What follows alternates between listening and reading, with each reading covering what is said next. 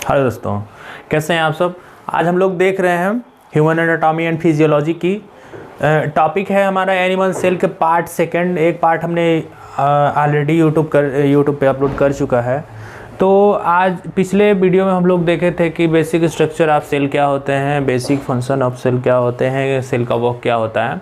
ठीक है, तो आज हम लोग देखेंगे इसका मैकेनिज़्म क्या होते हैं, इसके अंदर का जितने भी इंग्रेडिएंट्स होते हैं, जितने भी इसके अंदर फ्लूइड्स भरे होते हैं, जितने भी इसके अंदर मैकेनिज़्म होते हैं, कैसे होते हैं, आज हम लोग वो सब देखेंगे। ठीक है, तो mitochondria is a called power house of cell, यानी कि कहने का मतलब ये है कि माइटोकॉन्ड्रिया जो होता है हमारे शरीर में सेल जो प्रेजेंट होते हैं उसके अंदर प्रेजेंट होता है माइटोकॉन्ड्रिया, और ये होता है पावर हाउस ऑफ सेल, यानी कि सेल का पावर होता है। जैसे मोबाइल फ़ोन का एक बैटरी होती है, जो सेल होती है वो बैटरी मोबाइल को पावर देने की काम करती है। जस्ट उसी तरीके से ये है माइटोकॉन्ड्रिया, जो हमारे शरीर को हमारे सेल्स को एनर्जी देने का प्रोवाइड काम करता है। ठीक है, अच्छा नेक्स्ट अगर देखें, इट प्रोड्यूस सेलुलर एनर्जी। अभी हमने आपको बताया कि ये एक पावर हाउस ऑफ सेल होता है। हाँ, ATP is called energy currency of cell, यानी कि एनर्जी जो फॉर्मेशन करता है हमारा, वो करता है हमारा माइटोकॉन्ड्रिया।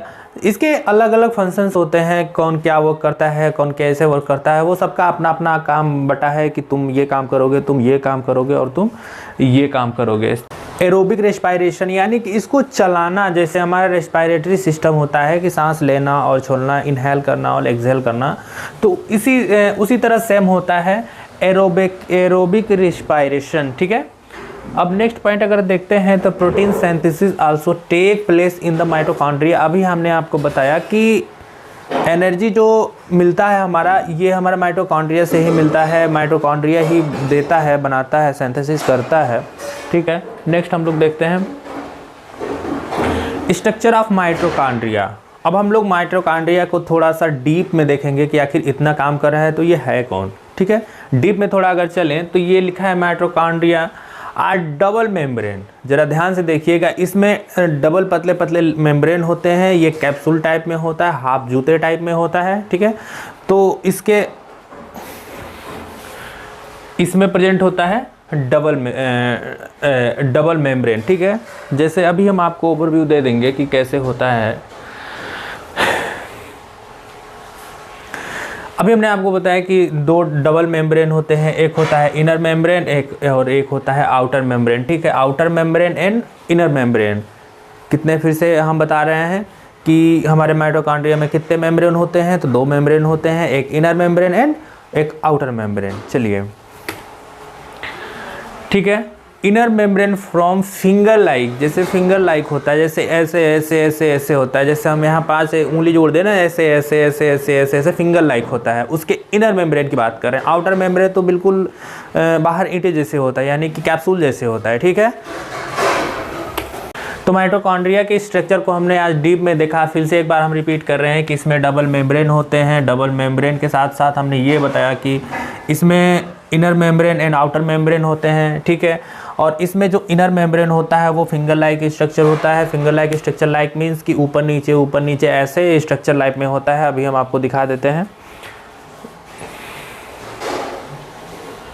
ठीक है, स्ट्रक्चर ऑफ माइटोकॉन्ड्रिया अगर बात करें तो ये हमारा माइटोकॉन्ड्रिया, अभी हमने बताया कि ये आउटर मेम्ब्रेन है, ये इनर मेम्ब्रेन है, और इसमें ये फिंगर लाइक स्ट्रक्चर है, ये आपके सामने अभी हमने बताया आपको। ठीक है, और इसमें इसका एक काम और होता है कि इसी से ही डीएनए और आरएनए की ही सिंथेसिस होती है, इसी से ही आरएनए और डीएनए की खोज होती, इसी में ही डीएनए और आरएनए पाया जाता है। ठीक है, चलिए,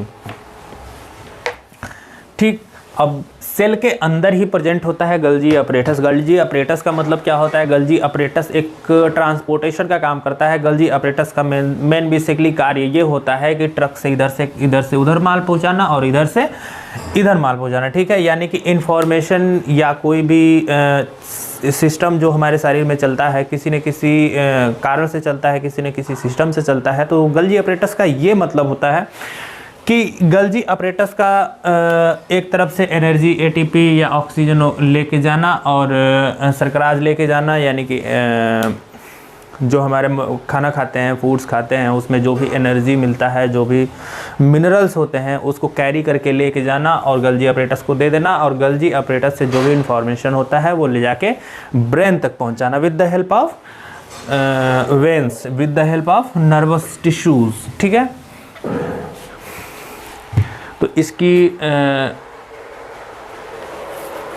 अगर फॉर्मेशन देखें तो Golgi apparatus was discovered by Camillo Golgi. एक 1898 ईस्वी में इन्होंने बताया था कि गल्जी नाम का भी कुछ चीज़ होता है, गल्जी नाम का भी कोई सिस्टम होता है, गल्जी नाम का भी कोई एलिमेंट्स पाया जाता है जो कि हमारे सेल के अंदर मेम्ब्रेन में होता है, यानी कि सेल के अंदर पाया जाता है, सेल के अंदर मतलब बनता है, होता है।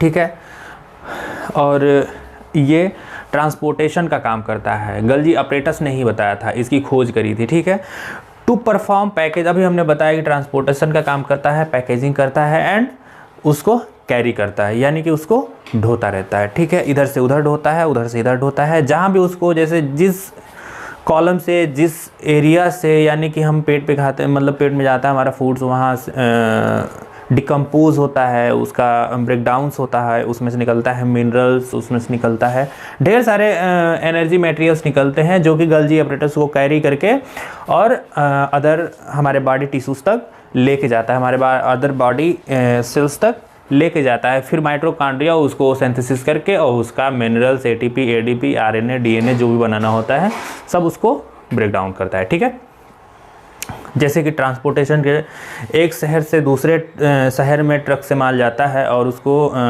फिर लोकल एरियाज़ में, लोकल दुकान में उसको भेजे जाते हैं, सेम थिंग उसी तरीके से है ये। ठीक है, वही चीज़ यहाँ भी लिखा है, packaging and transportation of proteins, proteins को ये ट्रांसपोर्ट करता है। अच्छा, सेम चीज़ ये भी लिखा है। अच्छा, गल्जी अपरेटस का अगर हम ओवरव्यू देखें तो देखिए यहाँ जो भरा है इसमें गल्जी अपरेटस भरते हैं, यानी कि इसमें मिनरल्स भरते हैं, इसमें विटामिन्स भरते हैं, इसमें एनर्जी भरती है, फिर लेके जाता है हमारा सेल्स के पास, सेल्स के पास सेल के अंदर होता है, गल्जी अपरेटस के पास जाता है, गल्जी अपरेटस फिर उसको पहुँचाता है माइटोकॉन्ड्रिया को बनाता है आपका एनर्जी, एटीपी एंड एडीपी। और बार बार हम एटीपी कहने का मतलब ये है कि एडीपी ही ऐसा होता है, ऐसा बनते और ब्रेक डाउन होते रहते हैं जिससे हमारी शरीर चल पाती है। ठीक है, नेक्स्ट लाइसोसोम वो है, लाइसोसोम का मतलब अगर हम बताएं तो लाइसोसोम एक सुसाइड बैग होता है, एक उसको कहा गया है कि लाइसोसोम एक खुद के सुसाइड बैग होता है, वो खुद जहर लेके चलता है, खुद एक टॉक्सिक होता है, वो रिएजेंट टॉक्सिक होता है, ज़्यादा खतरनाक टॉक्सिक होता है, वो भी एक अंदर के सेल के अंदर ही पाया जाता है। अब आप लोग सोच रहे होंगे कि भाई सेल के अंदर जहर कैसे? भाई जहर है तो पॉइजन बना सकता है हमारे शरीर में या हमारे सेल्स में, सेल्स के थ्रू, बाहरी सेल्स के थ्रू, मतलब इस तरह कैंसर कॉज कर सकता है। ठीक है, लेकिन ऐसा नहीं करता है। क्यों? अगर ये नहीं रहेगा तब, अगर हमारा लाइसोसोम अगर नहीं रहता है तब हमारा कैंसर कॉज करेगा। क्यों? क्योंकि भाई जो सेल्स, मान के चलिए अगर मर डेथ हो जाता है, अगर कोई यहाँ आसपास 4-5 सेल हैं और एक सेल्स डेथ कर जाता है, मान चलिए ये सेल डेथ कर गया, तो इसको गलाने के लिए तो भाई कुछ चाहिए ना, इसको ब्रेक डाउन करने के लिए कुछ चाहिए ना। आखिर ये ऐसे ही रहेगा तो भाई ये सीधी सी बात है। अगर आलू का अगर एग्जांपल लें तो 1 आलू, 2 आलू, मान के चलिए 4-5 आलू यहाँ रखे हैं हम, अगर उसमें से एक सड़ जाता है तो एक सड़ेगा तो भाई दूसरे में पानी लगता है तो ये भी सड़ना चालू हो जाता है, तीसरे में लगेगा तो उसमें भी चालू करना है। सीधी सी बात है कि चारों तरफ ये अपने आसपास के एरिया में जितने भी आलू होंगे वो सड़ाना चालू कर देगा। सेम प्रोसेस इसका भी है, लेकिन इसमें इसीलिए टॉक्सिक होता है, लाइसोसोम होता है, जो कि हमारा गलाने का कार्य करता है। जैसे हमारे कहीं चोट लग जाती है, जैसे कोई मार दिया हमको, तो मार दिया तो वहाँ हमें दर्द होता है, पेन होता है, ठीक है, वहाँ के कुछ सेल्स मर जाते हैं, कुछ सेल्स का मतलब बहुत ज़्यादा, लाखों हज़ारों मतलब सेल्स डेथ कर जाते हैं। फिर जो डेथ किया हुआ सेल होता है तो उसमें से तो लाइसोसोम सारे मर जाते हैं, उसमें से भी लाइसोसोम गायब हो जाते हैं, ठीक है।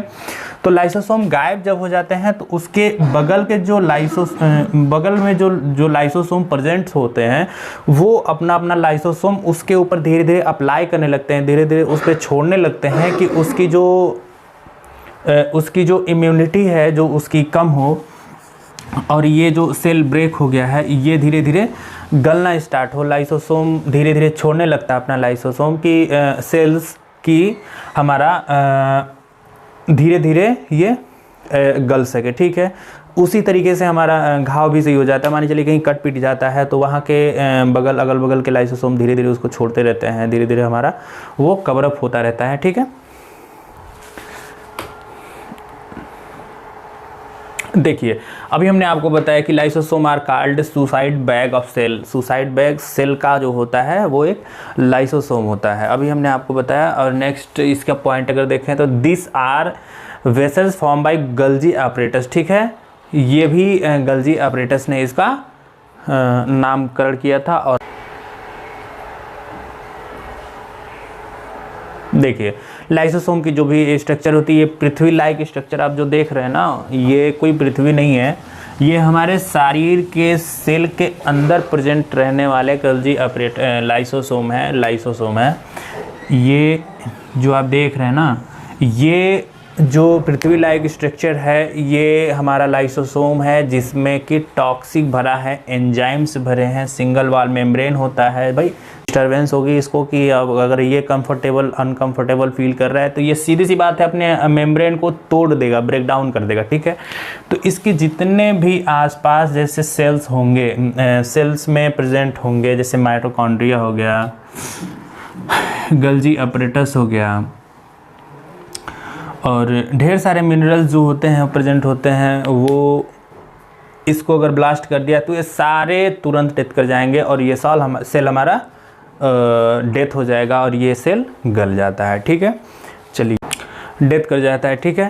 तो भाई वीडियो ज़्यादा बड़ा ना बनने पाया इसीलिए छोटा सा वीडियो, और नेक्स्ट टॉपिक इसका थर्ड पार्ट लेके आते हैं कल। तब तक के लिए thank you so much very much, have a good day, thank you very much.